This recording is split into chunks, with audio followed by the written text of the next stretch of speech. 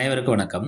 TNPSC நம்ம அரடா கணிதம் சேனல்ல டிஎன்பிஎஸ்சி கணக்குகள்ல முந்தைய ஆண்டுகளில் கேட்கப்பட்ட கேள்விகள பத்தி பார்த்துட்டு இருக்கோம். அந்த வரிசையில டிஎன்பிஎஸ்சில குரூப் 1 எக்ஸாம்ல கேட்கப்பட்ட ஒரு முக்கியமான கேள்வி.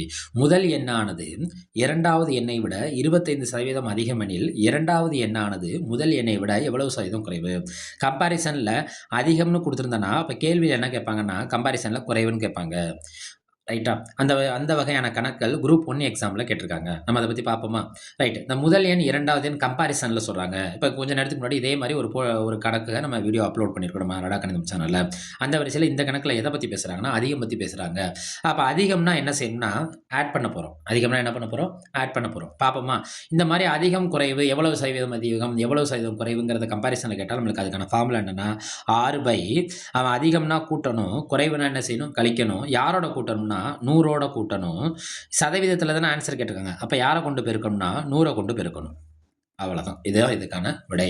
இப்ப 6ங்கிறது எவ்வளோனா 25. அப்ப 25 100 பிளஸ் 25. ஏன்? அவன் கேள்வியில என்னம்னு குடுத்திருக்கான், அதிகம்னு குடுத்திருக்கான். பெருக்கல் 100 சதவீதம்.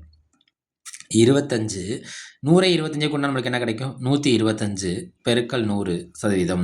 நம்ம போட்டித் தேர்வுல நம்மளுக்கான நேரம் குறைவா இருக்கிறதுனால, நம்ம என்ன செய்யணும்னா, இந்த கேள்விய பார்த்தாலே அதிகம்னா நம்ம என்ன செஞ்சு எழுதிறணும், அவன் குடுத்திருக்கிறது 100ஓட கூட்டி டைரக்ட்டாவே எழுதிறணும். 25ல 25ஆல இந்த 125 நம்ம என்ன செய்யணும்? அடிக்க போறோம். எத்தனை 25 சேர்ந்தா 125 கிடைக்கும்னா, 5 25 சேர்ந்தா 120 கிடைக்கும். 125 கிடைக்கும். 1ஐ 100ஐயும் பெருக்கினா நமக்கு என்ன கிடைக்கும்? 100 பை என்ன கிடைக்கும்? 5%. 5ஐ 100ஐயும் அடிப்போமா? 5ல எத்தனை 100 இருக்கு? 20 5 100. அப்ப இதற்கான விடைங்கிறது என்ன ஆகுதுன்னா, எத்தனை சதவீதம்? 20%.